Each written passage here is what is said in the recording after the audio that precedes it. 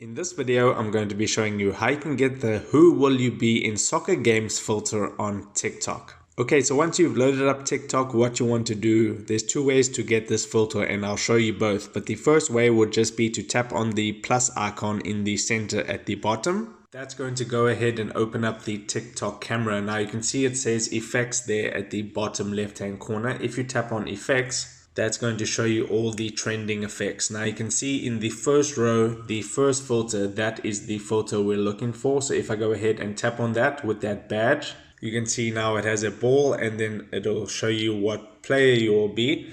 So I will be a bench warmer according to this TikTok filter. Pretty funny. But let's say you're not finding the filter from within this effects gallery. What you can do is you can go out of here.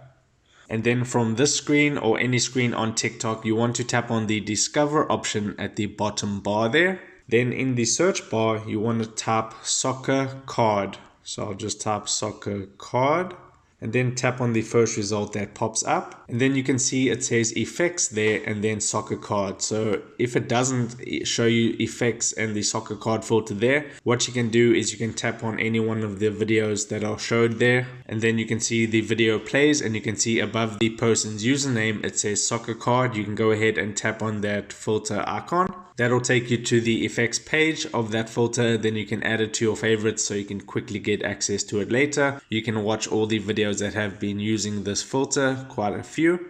Or you can tap the record button at the bottom to go ahead and record your video with the filter applied. So you can see it plays again and then it will show me what player I am. And that would be how you get the "Who will you be in soccer games" filter on TikTok.